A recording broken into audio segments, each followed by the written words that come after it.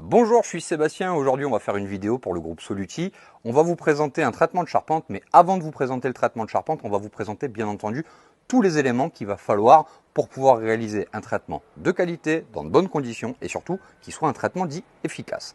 Donc pour faire un traitement efficace, il va falloir effectivement beaucoup de matériel, un compresseur, une pompe à membrane, des produits, des éléments de perçage, des éléments d'utilisation pour l'injection ainsi que pour le décapage du bois et tous les systèmes de protection EPI qu'on va être amené à retrouver. Donc on va commencer dans le commencement, on va donc bien entendu commencer par le dépoussiérage de la charpente. Donc c'est une soufflette qui va nous permettre effectivement d'évider tout ce qu'on va retrouver, les toiles d'araignée, la poussière qui sont assez classiques dans des combles perdus. Deuxième étape, on va parler donc d'un élément qu'on appelle un scraper. Donc le scraper, c'est tout bêtement en fait une hache pneumatique qui va nous permettre en fait de bûcher la partie des bois qui sont vermoulus. On le reverra tout à l'heure dans la partie de vidéo suivante. On va bien entendu avoir des éléments de perçage. Donc là, on va utiliser une perceuse avec une mèche de 9,5. On va avoir donc l'avantage d'avoir des mèches qui sont auto-foreuses. Et on va utiliser donc des injecteurs. L'injecteur, c'est ce qui va nous permettre d'injecter en fait le bois et permettre d'éviter que le produit ne ressorte de la charpente. On va bien entendu retrouver, une canne d'injection. On va retrouver une canne de pulvérisation qui est souvent et on va retrouver donc des produits. Donc le produit qu'on est amené à utiliser, bien entendu, sont des produits dits professionnels. Donc je réinterviens sur ce paramètre qui est un paramètre très important pour tout le monde.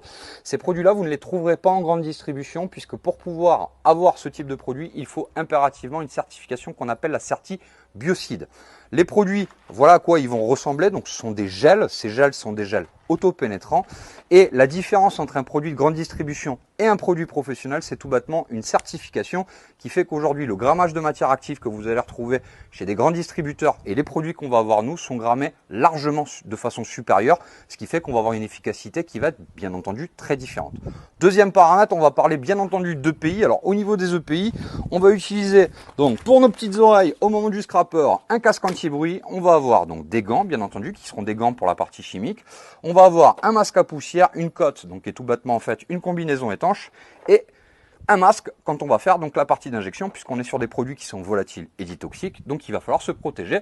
Maintenant, on va aller regarder directement ce qui se passe là-haut et on va aller contrôler la charpente pour savoir pourquoi et comment on va la traiter. A tout de suite. Et on va parler aujourd'hui d'insectes parasitaires, on appelle ça des insectes xylophages. Aujourd'hui, on est sur du capricorne et on va vous montrer les dégâts que peut faire le capricorne. Mais avant de parler du capricorne, on va déjà parler des zones de contrôle qui vont nous permettre de savoir qu'est-ce qui se passe et comment ça se passe et comment déjà le détecter. Dans un premier paramètre, on va aujourd'hui avoir une charpente. Donc comme vous pouvez le voir ici, c'est une charpente traditionnelle et elle va montrer quelques stigmates. Ça veut dire qu'on a été appelé par un client qui lui a aménagé son comble et a pu s'apercevoir à quelques endroits qu'il pouvait avoir des petites zones qui sont des zones de sciure qui n'étaient pas dramatiques mais qui commençaient un petit peu à l'inquiéter. On va faire un contrôle avec vous, on va vous montrer comment on va commencer ce contrôle. On va déjà commencer à regarder en fait les quelques stigmates que vont nous montrer en fait cette charpente. Alors, cette charpente, elle contient des trous de sortie qu'on va retrouver donc à différents endroits, ici et là. Et on peut le voir quand on passe la lampe en ras, on va retrouver directement des petites zones légèrement crantées, comme ici. Et quand on va poinçonner, derrière, on va retrouver donc des zones qui vont être complètement, vermoulues. Donc là, on sait pertinemment qu'on est donc sur du capricorne et on va vous expliquer en différentes étapes comment on va être amené à le traiter de façon à éradiquer cette problématique. À tout de suite. Donc la première étape donc, du traitement, ça va toujours être la phase donc, de dépoussiérage. Donc en fait, on a besoin de travailler dans de bonnes conditions pour avoir un bon visuel. Donc, on va tout bêtement sortir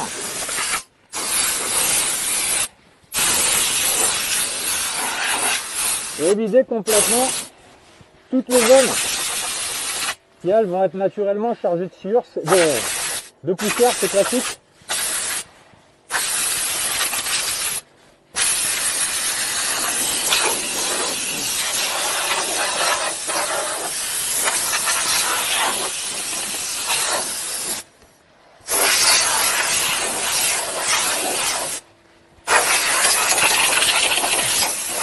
Donc ça va faire tomber toutes les toiles d'araignée.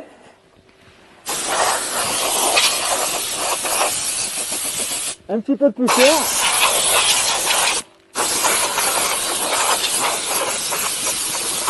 Et là, très clairement, ça va nous permettre d'avoir un largement meilleur visuel sur une structure en bois. Donc, qui va nous permettre aussi de travailler dans de bonnes conditions. Dès qu'on a fait cette opération-là, on va rechercher des zones qui vont être vermoulues et dans ce cadre-là, on va bien entendu les bûcher. Ça, c'est l'étape à venir. À tout de suite. Donc on va attaquer le premier processus de traitement et avant de parler de traitement, on va déjà faire toutes les phases préparatoires. Je vous l'ai montré tout à l'heure, ici on a des zones qui sont contaminées et pour ce faire, on va déjà commencer à décontaminer les zones qui vont nous gêner. Alors pourquoi on va bûcher, ce que vous allez voir tout à l'heure, parce que dedans on a des parties qui sont vermoulues et comme on va injecter un produit, on voit bien que la densité de la vermoulure est beaucoup moins importante. Donc de ce fait, on va avoir besoin en fait d'enlever la partie qui est vermoulue pour pouvoir éviter en fait de traiter une zone qui sert plus à rien, puisqu'en fait ça serait la sciure qui ferait effet buvard. Donc première étape, on va bien entendu donc mettre l'ensemble des EPI. Donc ça va être un masque à poussière,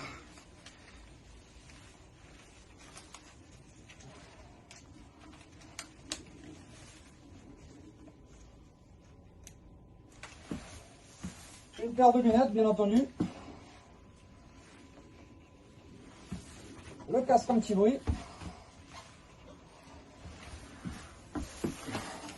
Et le scraper.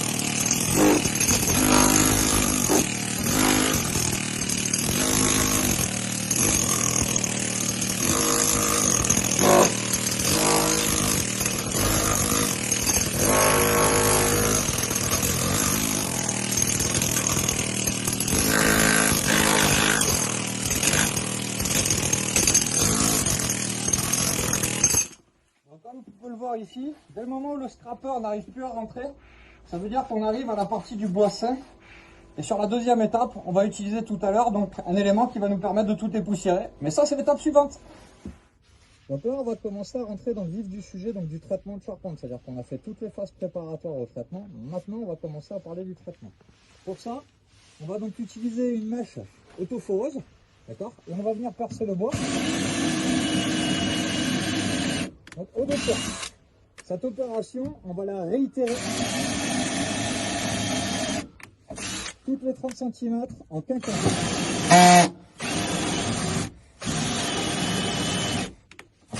On entend le bois nous fait des surprises. Et sur les zones de point d'ancrage, on va aller chercher le mur.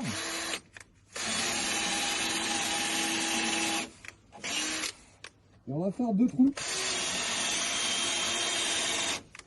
pour faire une bonne ceinture chimique dans la partie sur laquelle on n'a pas accès, qui est dans la partie du mur. Voilà un petit peu toute la partie donc des étapes préparatoires. Et donc ça, on va le faire sur l'ensemble des grosses pièces de bois, puisqu'effectivement les chevrons étant d'une surface trop petite, d'une périmétrie qui est trop petite, on ne va pas les percer parce qu'on les affaiblirait. Le produit qu'on va être amené à utiliser est un gel auto-pénétrant, donc sur ces bois-là, on va pouvoir arriver à un traitement en cœur. Sur ceci, ça sera un peu plus délicat. Ça, c'est l'opération à venir. On va mettre en place les injecteurs et on vous parlera un peu plus des injecteurs dans quelques secondes pour vous expliquer à quoi ça sert. Ça, c'est l'opération suivante. À tout de suite. Avant de parler d'injection, on va vous expliquer le pourquoi du comment. Souvent, vous êtes nombreux à nous expliquer que vous avez essayé vous-même de faire votre traitement par le biais de pulvérisation et de produits de grande distribution. Et malheureusement, ça ne fonctionne pas. On va vous expliquer dans quelques secondes pourquoi. Donc le principe, tout bêtement, des produits qu'on va être amené à retrouver, les produits qu'on utilise sont des Xylix, donc ESE, qui sont donc des gels, et vous allez retrouver, vous, des produits qui sont des produits non professionnels, que vous allez retrouver souvent en grande distribution. La différence entre le produit de grande distribution et le produit professionnel, c'est tout bêtement, le professionnel, lui, dans l'obligation de passer une certification qu'on appelle la certification biocide. Quelle est finalement la vraie différence de ce produit? C'est que la matière active que vous allez retrouver en grande distribution sera beaucoup moins forte, ça veut dire qu'en fait les produits sont assez light et les produits que vous allez retrouver avec des professionnels seront grammés de façon largement supérieure et permettent d'avoir une bonne efficacité à long terme. Donc le produit, il bénéficie, comme je vous l'ai dit tout à l'heure, d'une gamme qu'on appelle un ESE. C'est finalement ça qui va nous permettre de nous donner plein d'informations sur l'efficacité du produit. Le premier E correspond à efficacité. Efficacité pour tout traitement, préventif, curatif, insecticide, fongicide et antitermite. Il a ce qu'on appelle un spectre large, donc il va agir sur tous les insectes présents ou à venir sur vos bois de charpente, donc vous protégez définitivement, du moins le plus longtemps possible, pour pouvoir avoir une charpente qui reste saine. Deuxième paramètre, on va parler de santé. Donc les produits qui sont utilisés sont des produits en fait qui ne contiennent plus de COV, ce qu'on appelle des composants organiques volatiles. Souvent c'était en fait tout bêtement des bases pétrolières, qui était le produit qui fixait le produit dans la charpente. Malheureusement, le pétrole étant extrêmement volatile, il avait une durée de vie qui était très courte. Deuxième paramètre, il sentait assez fort, donc il était extrêmement désagréable. Les produits qu'on utilise sont tout bêtement du propiconazole, de la cypermétrine et du tébuconazole, qui vont être toutes les molécules qui vont agir en fait sur le bois, qui seront donc les molécules qui vont être insecticides, fongicides et qui vont permettre de fixer le produit dans le bois le plus longtemps possible. Deuxième paramètre, on va parler d'environnement. Donc environnement, pourquoi? Puisqu'effectivement ce produit va avoir aucune odeur et aucune couleur. Alors attention, ça reste des produits chimiques, ça ne veut pas dire qu'il n'y a pas de toxicité, mais une fois que le produit est sec et que la pièce est ventilée pendant 5 à 7 heures, vous pouvez réintégrer sans aucune toxicité, du moins sans aucune émanation. Maintenant, on va vous expliquer pourquoi, par le biais de ce petit croquis, on va être amené donc à mettre en place donc la partie d'injection et on va vous expliquer quelles sont vos erreurs. Donc le premier paramètre que vous allez proposer les 3 quarts du temps, c'est une phase où vous allez avoir des petits insectes qui sont dans le bois.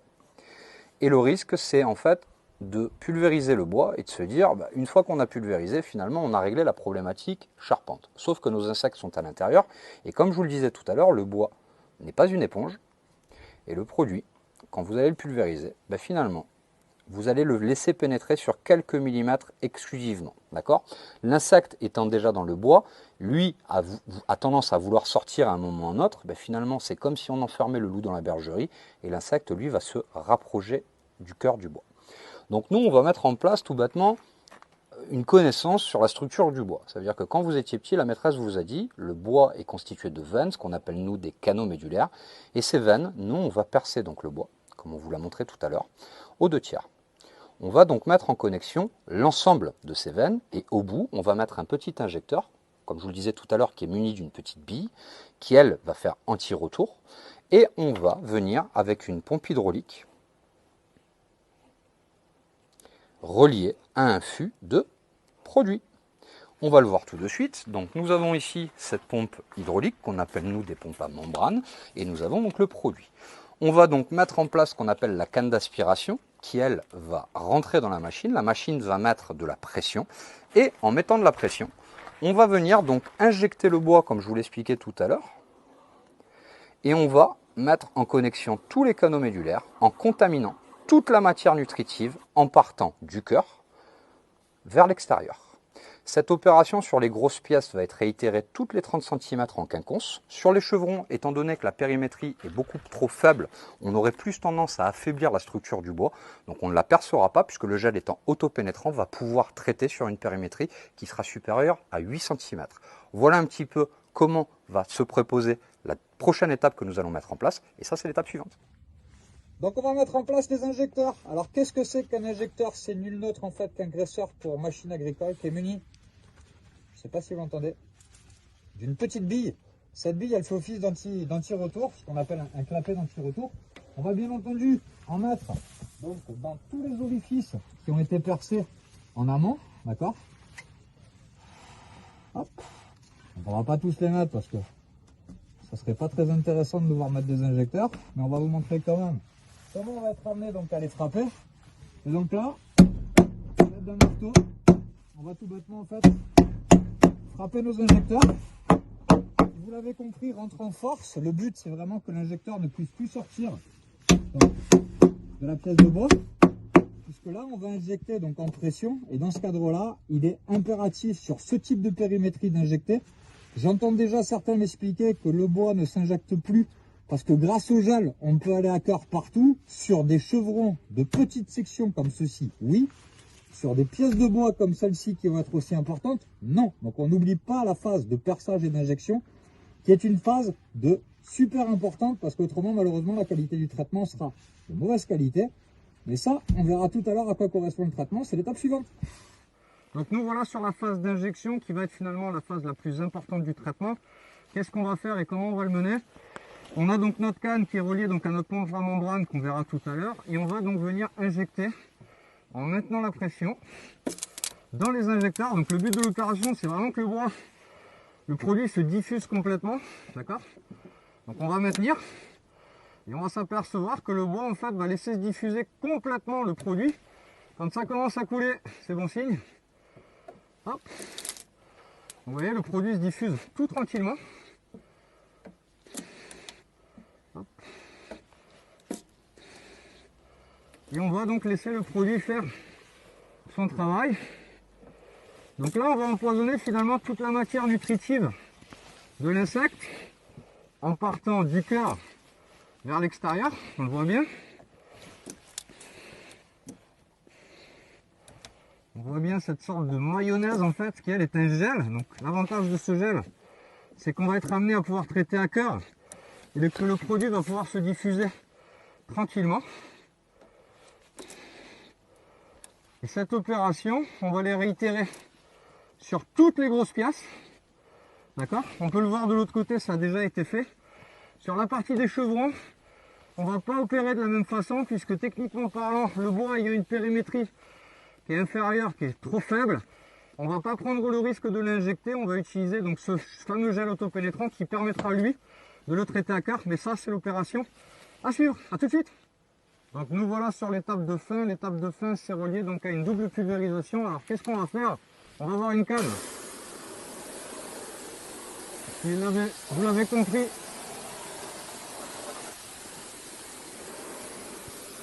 On va pulvériser donc du produit. On va le voir un peu partout. Le produit, quand on va le pulvériser, il va être vraiment gélatineux. Donc ça, c'est ce qu'on appelle en fait donc les gels autopénétrants. On va le faire en 2 passages sur l'intégralité de la charpente. Et en fait là, on va traiter toutes les phases de bois accessibles. Alors je sais pas si vous le voyez bien. Le bois, on voit bien qu'il a un petit côté un peu huileux. Ce côté huileux, en fait, c'est tout bêtement le gel qui, lui, va avoir une forte impression, en fait, dans le bois. Il va nous permettre de traiter à cœur l'ensemble des bois de charpente. Une fois cette opération faite, on a fini. On va bien entendu remettre l'isolation en place pour une bonne homogénéité. Et là, on a fini donc la partie de traitement des bois. Vous avez peut-être un projet comme celui-ci, je vous invite tout bêtement à appeler Soluti, qui, lui, vous donnera accès aux meilleurs professionnels de votre région. Je vous dis à bientôt.